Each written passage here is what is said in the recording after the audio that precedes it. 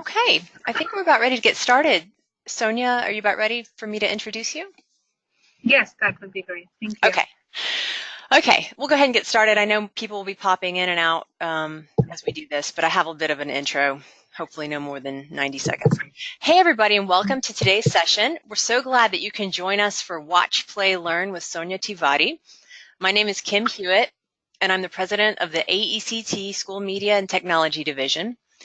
AECT is a research organization dedicated to supporting educational technology research and practice. The SMT division in particular is interested in issues related to technology in school settings. If you like this afternoon's webinar, we invite you to join us for future webinars on a variety of topics, and you can keep in touch through tinyurl.com/FBSMT. I'm going to put that in the chat really quickly. That's our Facebook page. That's where we kind of blast out information about our webinars and other events going on. So let me quickly talk about format and logistics. Firstly, this presentation is being recorded, and sort of for the sake of privacy, I want to tell you what that means.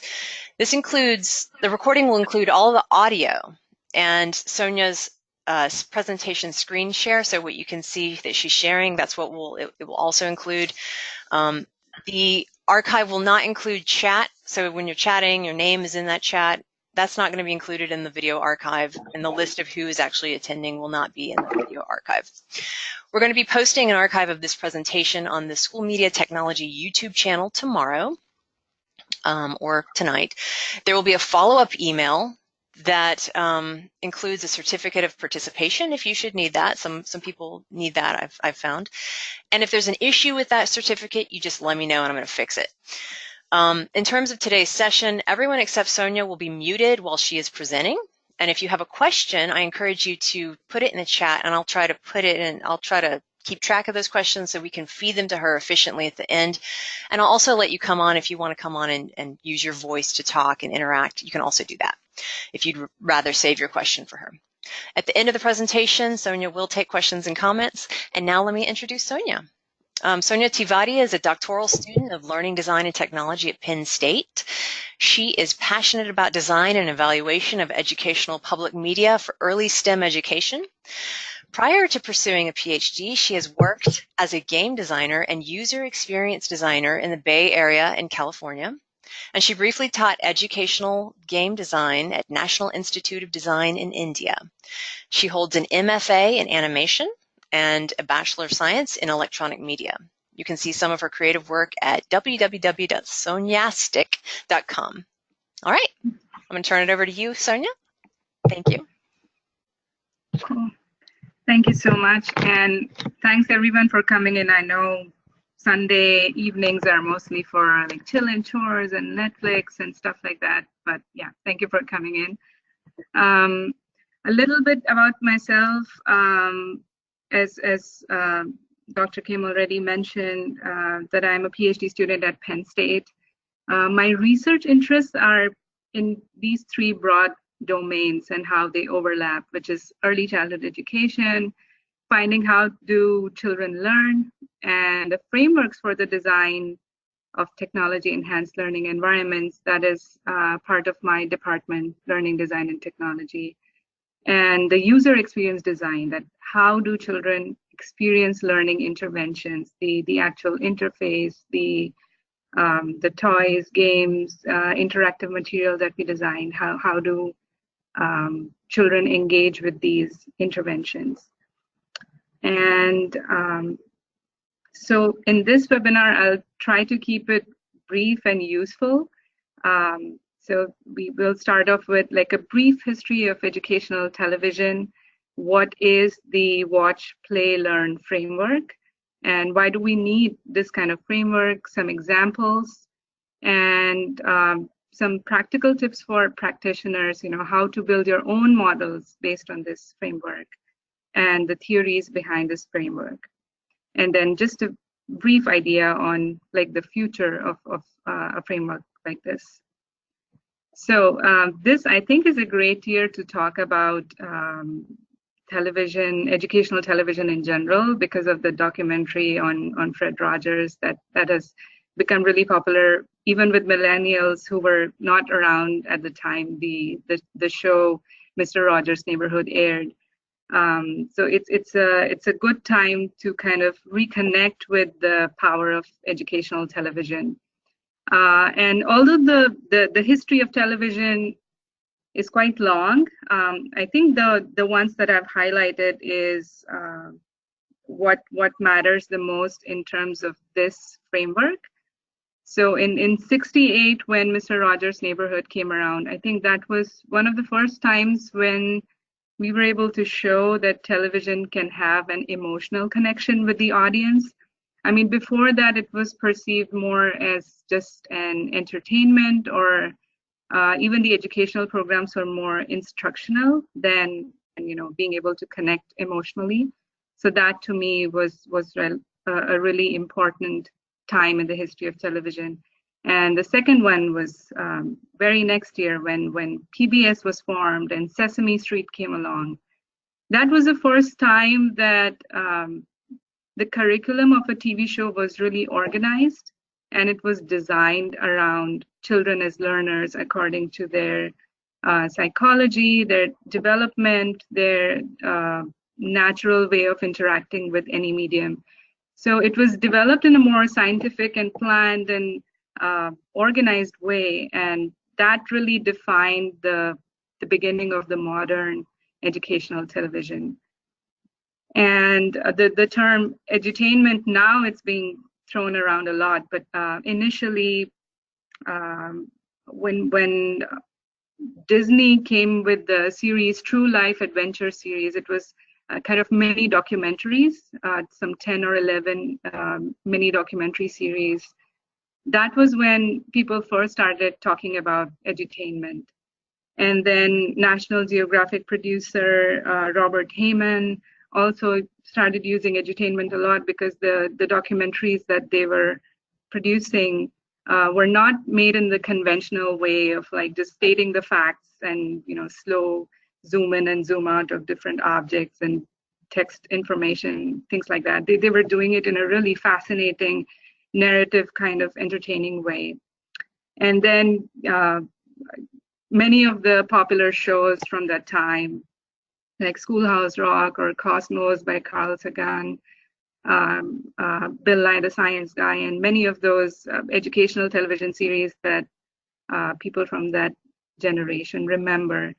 And then now, when PBS Kids came along, I think that was again a great time to see how the ideas that were formed in the 1960s, how they translated to modern day television. That was a very interesting thing to see when the PBS Kids channel came along, and so many programs that were built around the same idea of curriculum and student-centric design.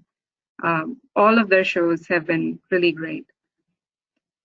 And another moment that I would like to point out in the history of television is when Joanne Gans Cooney, who was the co-creator of Sesame Street, she observed that in television commercials, how were children able to, learn these jingles of cereals and toys and different products, and they would learn so much from just a 30 to 40-second commercial. So she took like the essence of that and applied it to Sesame Street, which is like frequent repetition, clever visual presentation, brevity, and clarity. And if you reflect on any of your favorite Sesame Street episodes, you'll find all these elements there.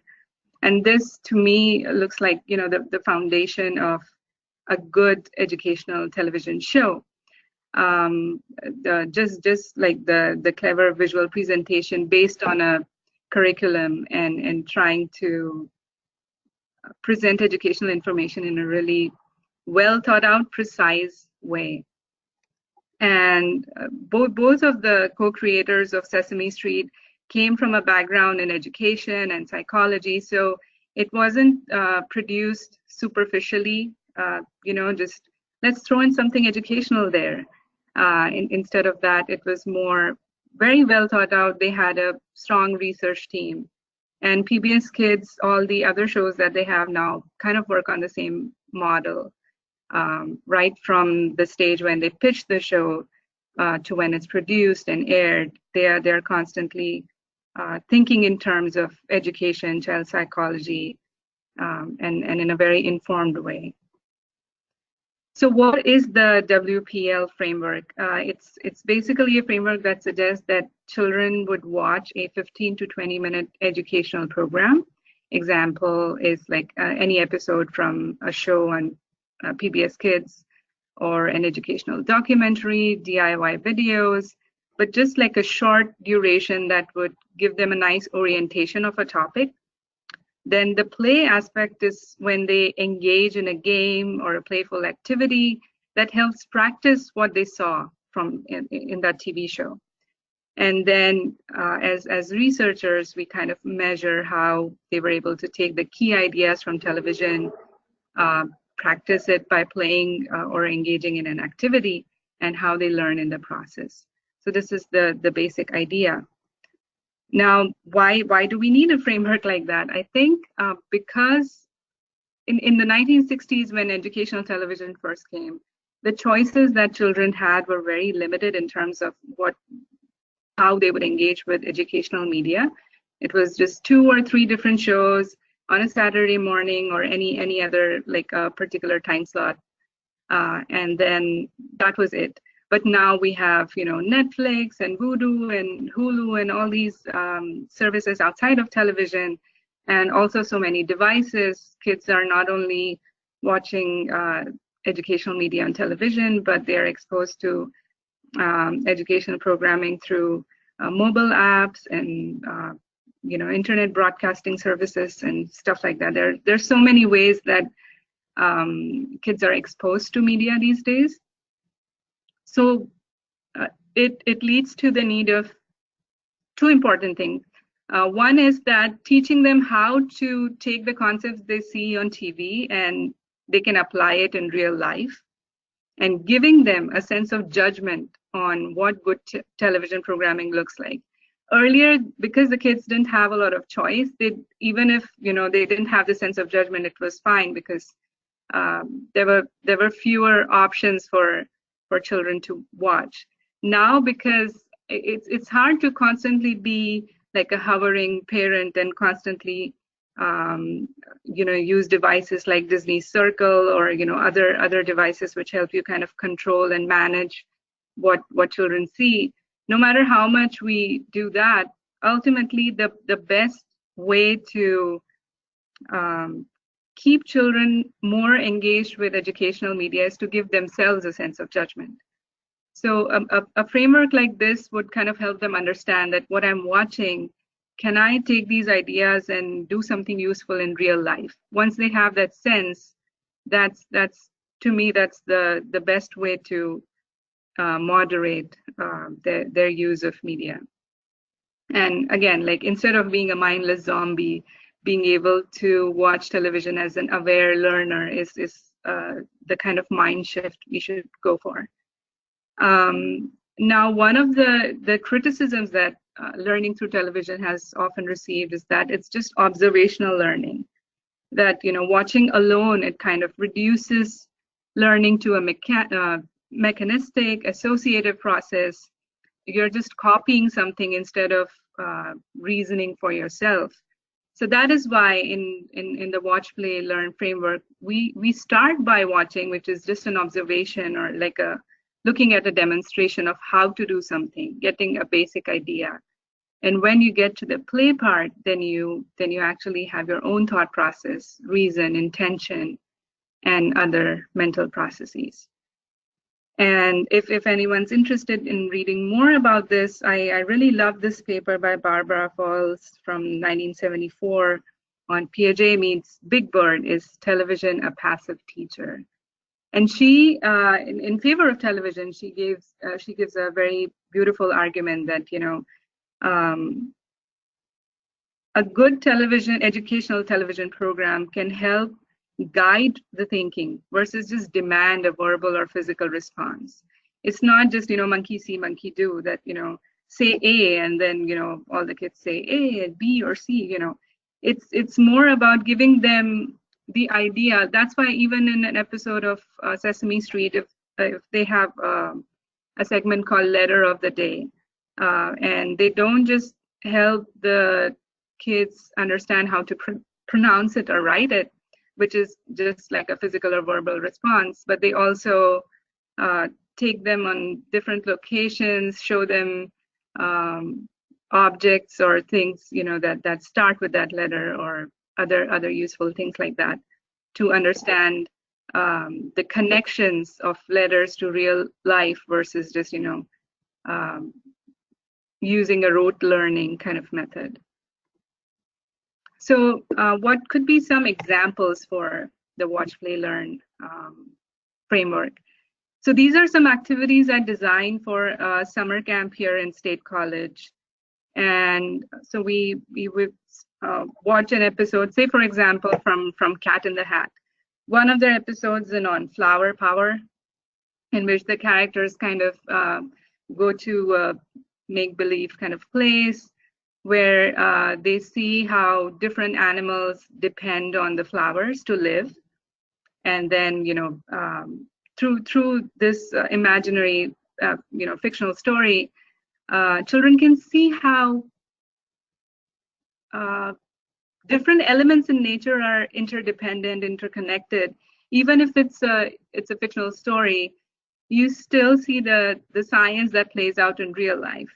So some of the activities we did after we showed them this episode, that we established like a Frida Kahlo kind of thing, theme with paper flower crowns, and they could organize the flowers by seasons, by colors.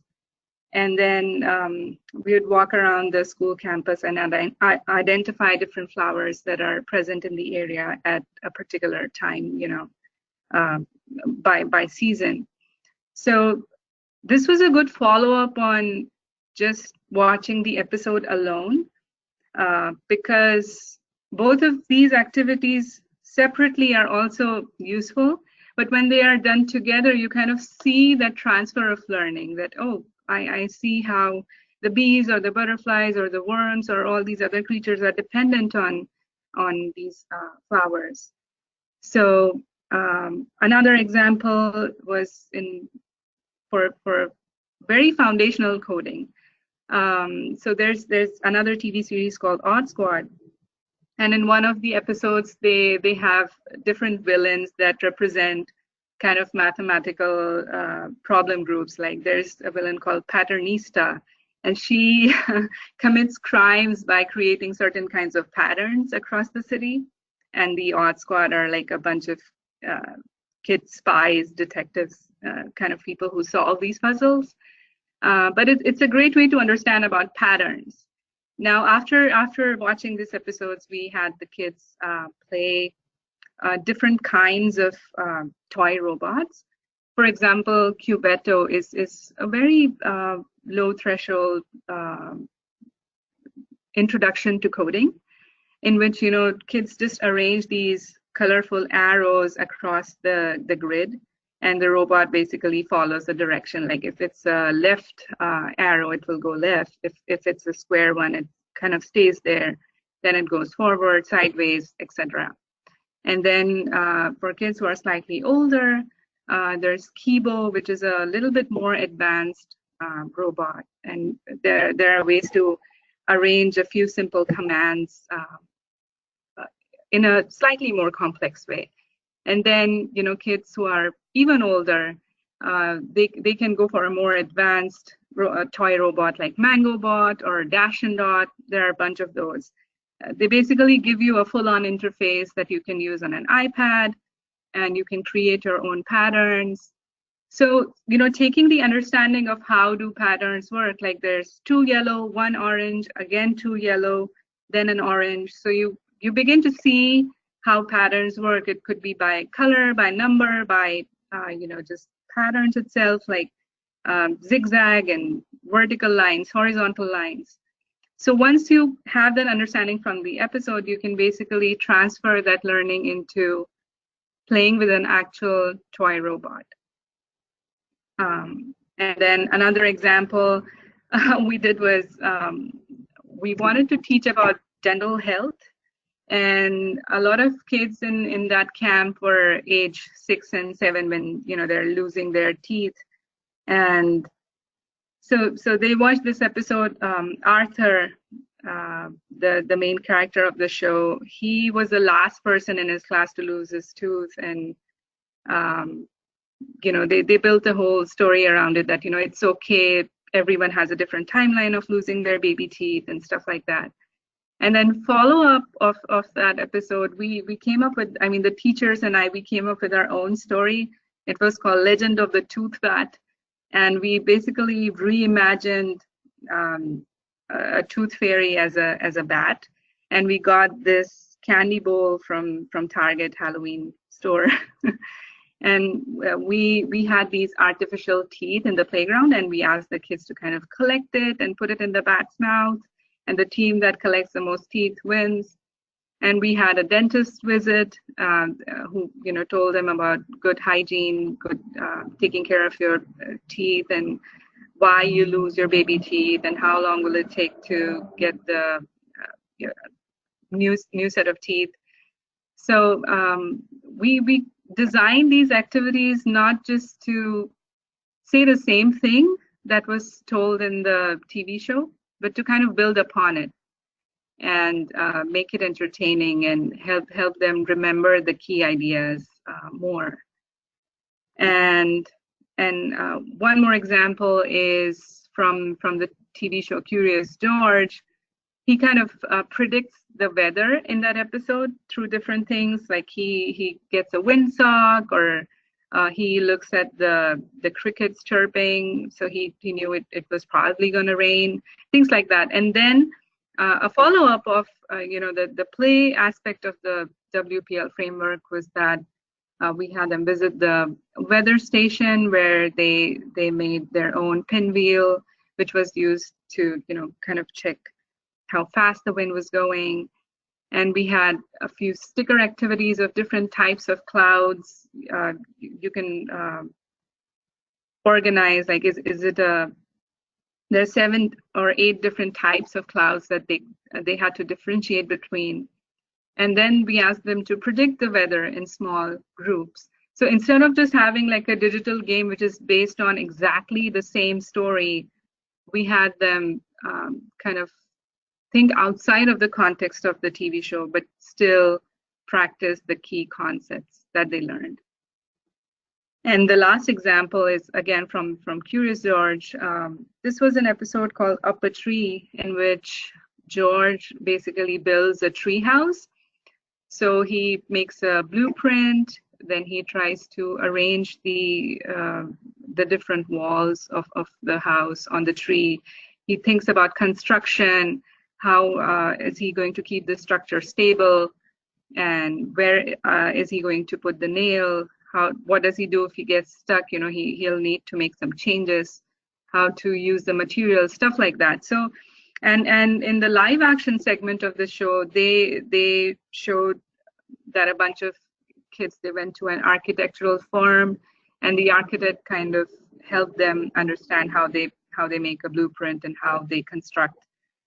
So sometimes in PBS Kids shows, especially television shows like Curious George, they have a live action segment at the end of each animated episode, and they themselves give a lot of ready to implement ideas that educators can use in their class. So that's a good way to you know, get your ideas from. It's a good source of great ideas that can be done as part of the class.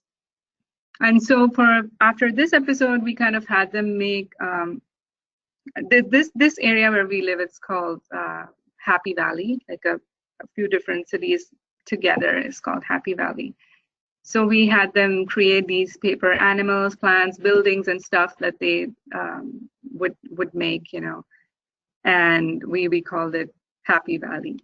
So this was a good practice of their construction skills. Sometimes if they came up with, for example, if you see like the elephant octopus kind of creature there, so it makes them think how a structure would look in 3D using just flat 2D shapes, which is kind of the concept that they saw in the TV show when George was trying to build the treehouse. So it's not exactly the same. You're not exactly building the same treehouse, but you're taking the core concepts like making a 3D shape using 2D surfaces, and how to predict stability, what would make a structure more stable. Should you give this character 2 legs or 1 legs, or how should you place them? These kind of details, when they start doing the play activity, they kind of build upon the idea they see on TV.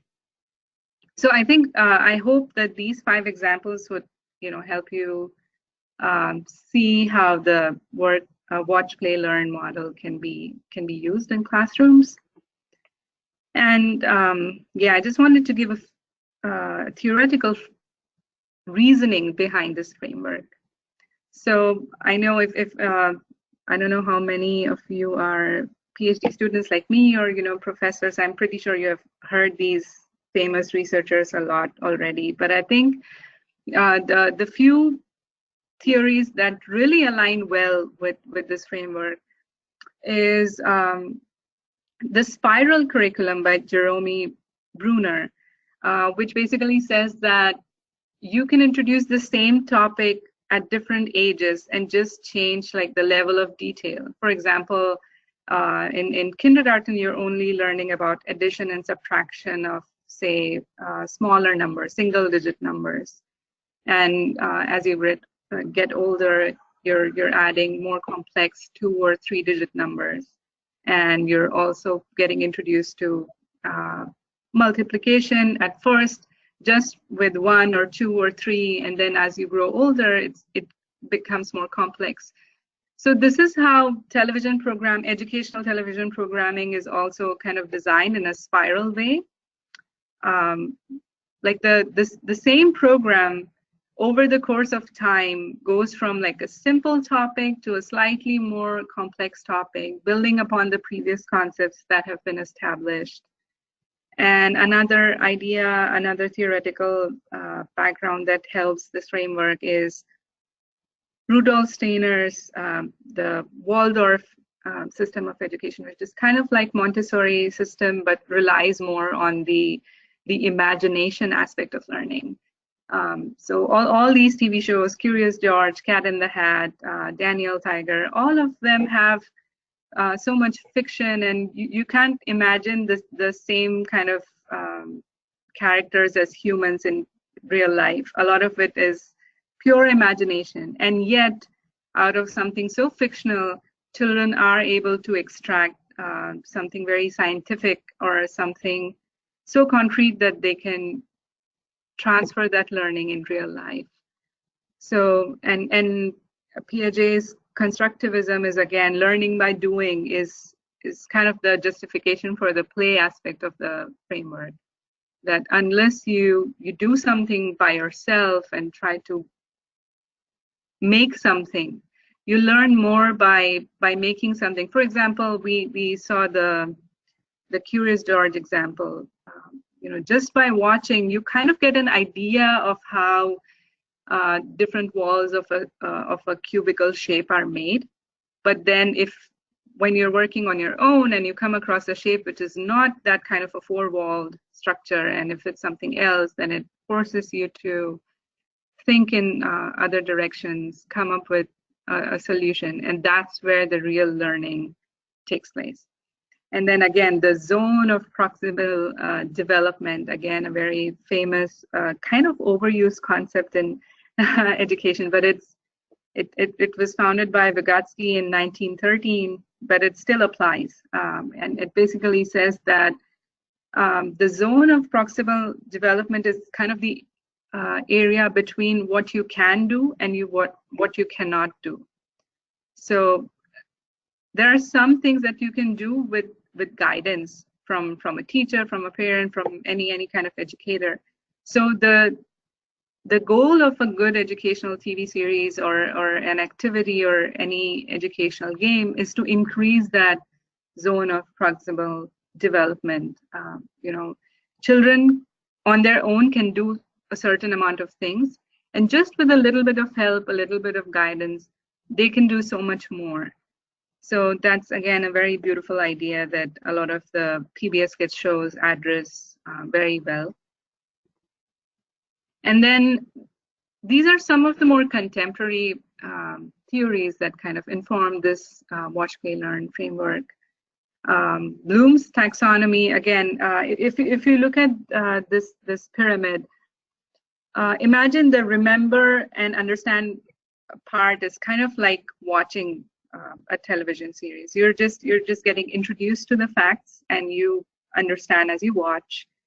And then when you play, you're applying and analyzing what you learn from watching a television show. And in the process of applying it, ultimately you create something. Again, in like the Curious George example we discussed, it was more the creation of 3D shapes based on what you understood from the show. And Pappert's constructionism, again, is really important. Again, learning by doing instead of just remembering an idea in theory versus putting it into practice and learning through that. It's really important. And the maker movement, I used to work in Silicon Valley, and I feel like one of the core ideas of innovation is just, even recreationally, just making stuff.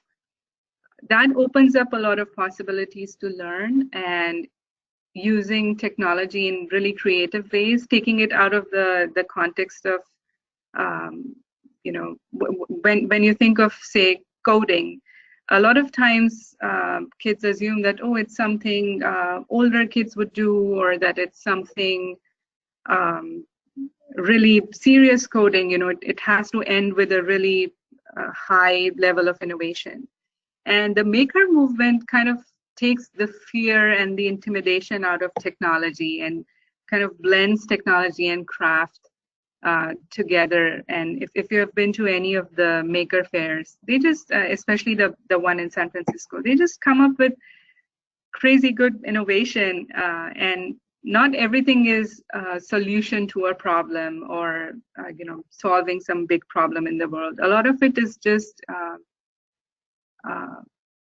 not defined by purpose, but just by the pure joy of making.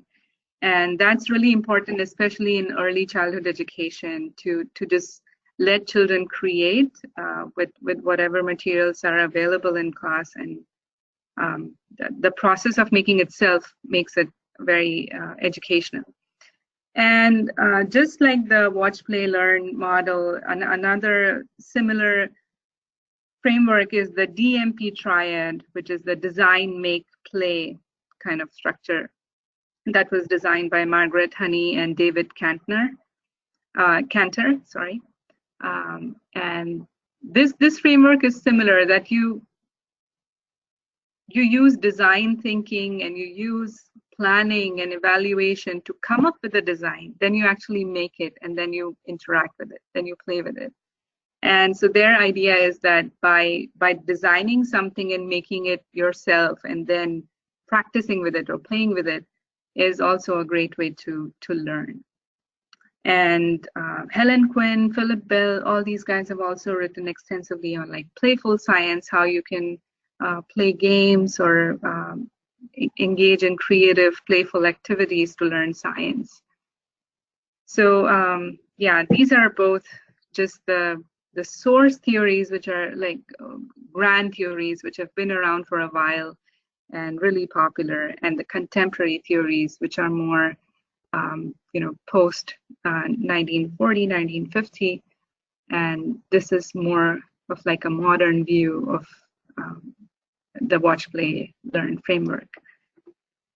Now, if there are any educators here today, I wanted just to give some quick tips to how to design your own models, like the way I discussed all these examples on dental health, weather, stuff like that. So how can you design something which is very specific to your classroom? How do you build upon this framework?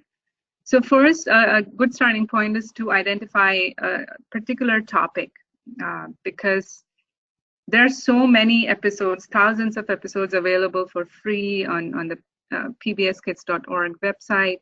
So to narrow down what show or what episode you will use for the class, it's really important to identify the keywords or the key concepts. And then there's this website on, you can just Google PBS Kids Parents, and it will basically give you a list of all the shows, like the one you see here. And then you try to narrow down the series that you think matches with your keywords. For example, if you had something related to science, there are a few shows like Sid the Science Kid, or if there's something related to nature, there's Nature Cat. If it's something related to wildlife, there's Wild Kratts. You can, for the most part, you can make what the series is about by their name. And some, it's hard to understand what the series is about. For example, Arthur or The Cat in the Hat. But if you read the TV series summary, they would kind of describe what their key learning goals are. So that will help you narrow down which series are you going to dive deeper into. And then once you've identified the show, then look for the episode descriptions. It will open up like by season, like season 1, 12 episodes and their descriptions, all in one page on the browser.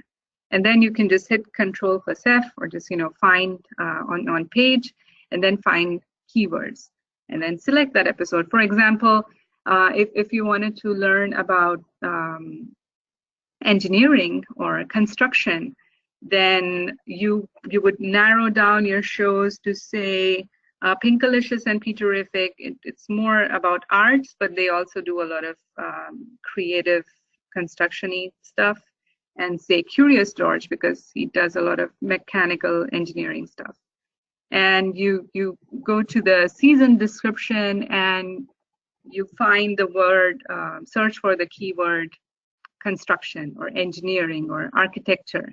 And then you will see 2 or 3 episodes which has that theme or mentioned as a learning goal. So the PBS Kids Parents website does a very good job of describing the episode in a nutshell and what the learning outcomes will be. So it's a very good tool for educators or parents who want to understand which episode would work best for their context. And now to find a playful activity related to whatever episode you picked here.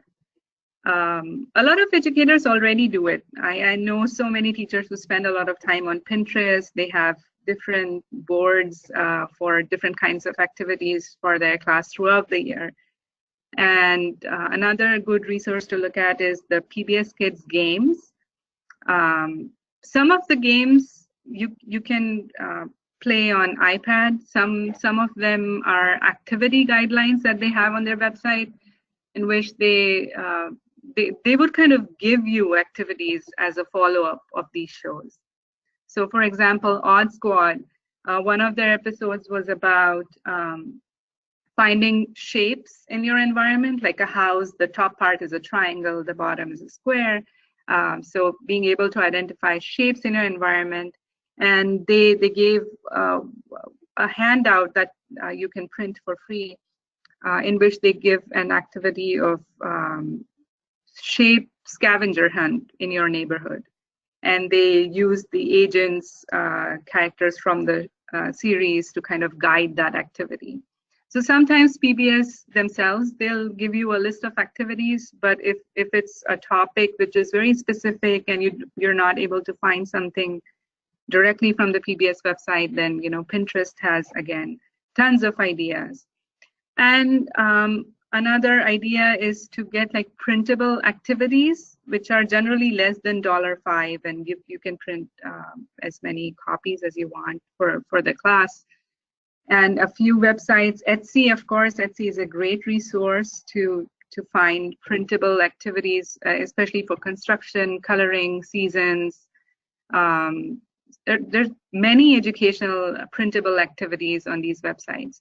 Another one is Sky Goodies, and another one is happythought.co.uk. All these websites, they have a ton of less than $5 kind of printable educational activities, especially around construction. And again, like a quick Google search of like printable science activities or printable engineering activities, or there are a lot of subscription boxes as well. There's Tinker Crate, I think. Yeah, there's Tinker Crate, which is like a monthly subscription box of engineering activities and things like that. So they could also make good follow-up on an educational episode. Now, the future of Watch, Play, Learn framework, I was discussing this model with some of my colleagues, and one constructive criticism was that maybe television will go obsolete in the near future because there's so much of a technology shift that, you know, maybe this framework would be short-lived because things are changing, the way we consume media is changing, and it looks too far away in the future, but who knows, you know, just the way smartphones kind of came in suddenly and changed everything forever, maybe there would be a big change in technology and maybe television will be replaced by something else for good. But I think my point is that the watch aspect is not just dependent on television. It could be replaced by, you know, virtual reality and holograms and even this Tesla suit. And for those who might not be aware what that is, it's basically a kind of device embedded in the garment that you can wear, and it makes you feel what you see. So it's a whole, your whole body becomes an interface. So this seems too like futuristic, but it's here already. You can actually go and buy a Tesla suit now. So even when things like these come in, I would still categorize all of them under the watch part of the framework. It won't replace the play aspect. I still feel like whatever you're watching, whether it's through a VR headset or through you know, a HoloLens glasses or a whole suit, ultimately, the real learning is when the screens are gone, the gadgets are gone, and what you can do with your knowledge, how you can apply it in real life in something else away from the original context. So the way that learning is studied may change based on whatever technology is up at the time, but what we are trying to study is, you know, how do children learn from whatever media that they're using? How do they transfer the skills they learn from one thing and take it to another aspect of their life and implement it? And, you know, how do they learn overall by watching something, playing something based on what they had seen, and then learn in the process. So I believe that the details or the examples that we discussed of this framework will change in the future. But the core idea is that instead of mindlessly watching something and being a mindless consumer, we can be more aware as a learner. So I think that's the core idea. And again, if you want to ask any questions, you can ask directly now, or you can write it in chat for Kim, or, you know, if you don't have any questions right now and you want to write to me later on, here's my email. I'll be happy to answer any questions. Okay.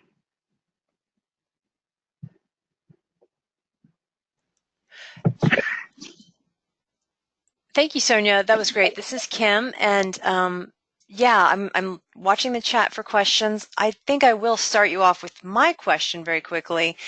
But first, a comment. I loved the tooth bat example number 3, because when I was in elementary school, I would scour the playground for rocks that looked like teeth so I could put them under my pillow and try to fool the tooth fairy.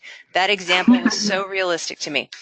Okay, so I have a question about time limit of the video clips during the watch phase. Is there a recommended time amount that those video clips should be? Like 20 minutes seems like it might be too long, but maybe not if the video has some really relevant things in it that you want to cover. But what do you think? Is there a sweet spot in terms of how long that watch video clip is? I think 12 to 15 minutes, because most of the PBS Kids episodes, it's a half-hour show minus the ads. I guess it's like just 24 minutes.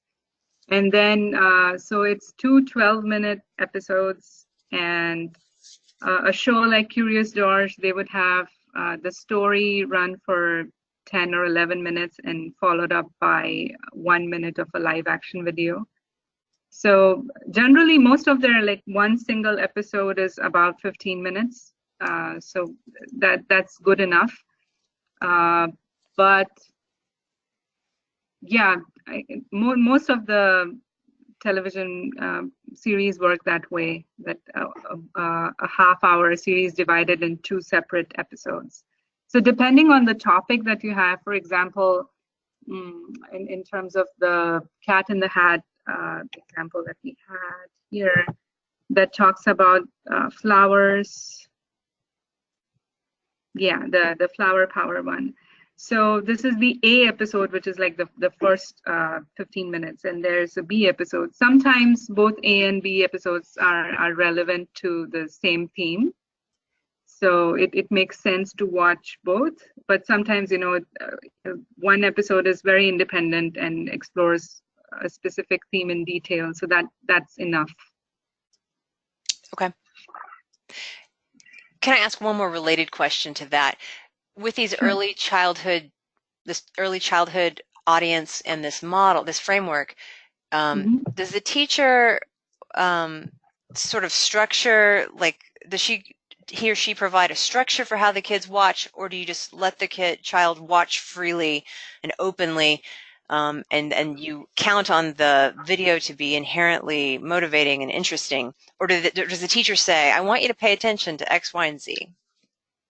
I think the way we did it in the summer camp was more, free. We just played it, and that was part of the study. That what do children hold on to without any scaffolding? What are they paying more attention to, or did it, in the TV series, was there a really important part that was missed by the children because it wasn't presented that efficiently? That's part of the study. So I think, like, if the teacher scaffolds too much that pay attention here and there, it kind of becomes a more of a study, like they feel pressured to pay attention as if they'll be tested later on.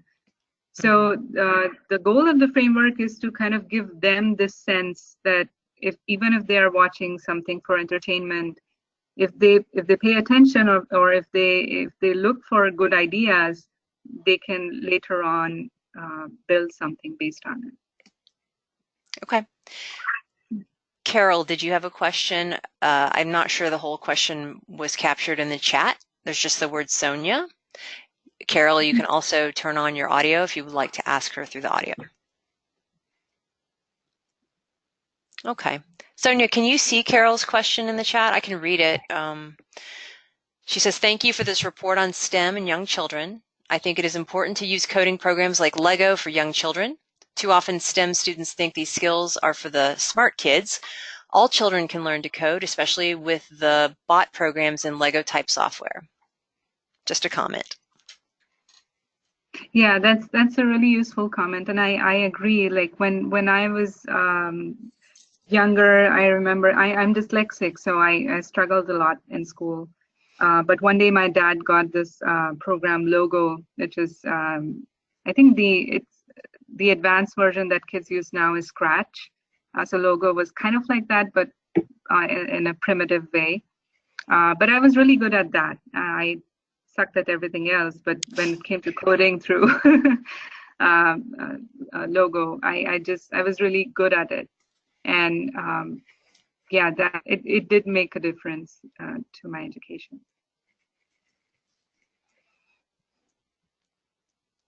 Any other questions or comments? Yeah, Carol made another response.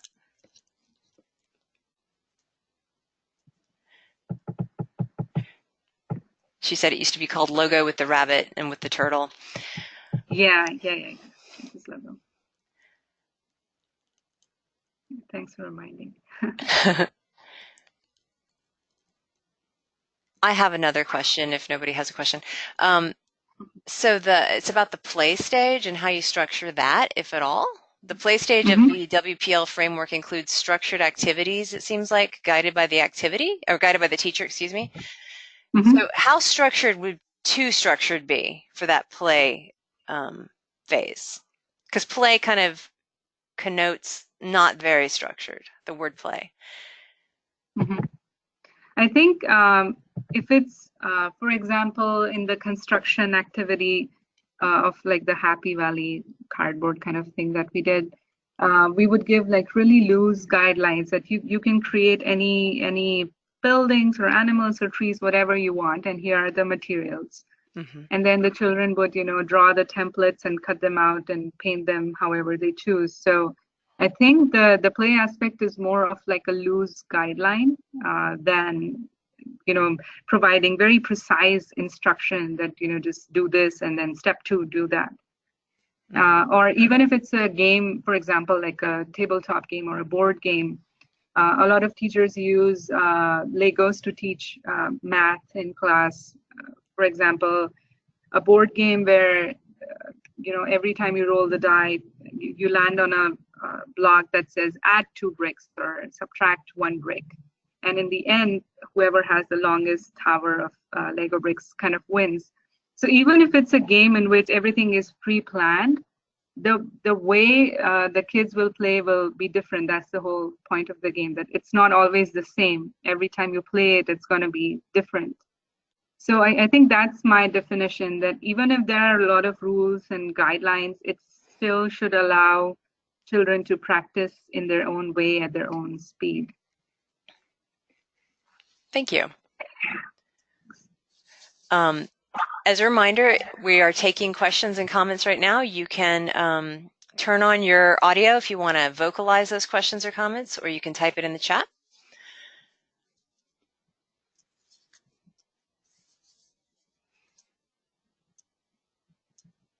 This either went too well or too bad. I know, it went great. Does anybody have any questions or comments? Okay, we have Bishra has put something in the chat. He says, would you be my neighbor? Make mention to slowing down and taking more time. Do you think this is scalable for today's digital natives? Is faster better? I think there's even contemporary researchers recommend to the slowing down approach because our lifestyle kind of forces us to think that faster is better, because everything is like a performance test now. How quickly you respond to questions, and how more than how efficiently it has kind of become how quickly you do things. But yes, educators still kind of try to bring it back to how it used to be, that keeping the focus on taking your time to understand something versus, taking the shorter, quicker route and just memorize. Or so constructionism and all these ideas of learning by doing or spending time to understand an idea, it's making a comeback, because over all these years where we're assuming that faster is better or getting certain kinds of results or standards is important, that kind of backfired in a lot of studies. They found that by trying to push children to learn so much in a shorter time frame and live up to a lot of standards, didn't end well. And in places, for example, Finland, where they give the teacher the authority to kind of think of the class as a group and think about the individuals, design their own curriculum, they have one of the most popular education systems in the world. So I think it's making a comeback. It's a fair point that, unfortunately, yes, a lot of schools work that way, that faster seems to be a great standard. but there's hope. I believe that there are good people who are trying to bring back the importance of patience and slowing down. And to that point of Want to Be My Neighbor, the new show, Daniel Tiger's Neighborhood, that it's kind of like a reboot of the original show in animated form. That show also reinforces this idea. So it's popular with the newer generation too. Thankfully, we have another show like that.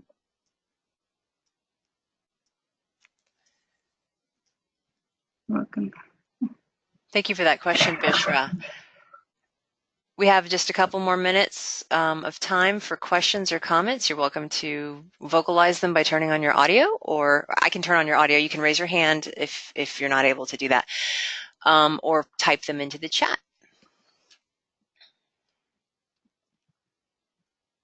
I will take this moment while people are maybe thinking of and typing questions potentially to just let you know about the follow-ups for this webinar. So you will get a follow-up email. I think you should. I have it programmed to do that from GoToTraining, and it will have a certificate attached to it. If there's any problem with that certificate, if it's not readable, if it doesn't indicate something you need it to for your professional development needs, send me an email. You can respond to that training email that you get, and you can email me at khewitt@gmail.com. And there will also be a link to this presentation on our YouTube channel. If you wanted to share this with colleagues or watch it again, there is also a link to the actual presentation slides that Sonia has shared today. Suri has put a comment in there. I think you did great. Thank you for going over the theoretical frameworks for learning by playing. Thank you. Any last minute comments or questions before we end this webinar today? Well, on behalf of the School Media Technology Division of AECT, I would like to thank you all for taking the time on a Sunday, a relaxing Sunday, to come in and tune in today. So y'all have a great day.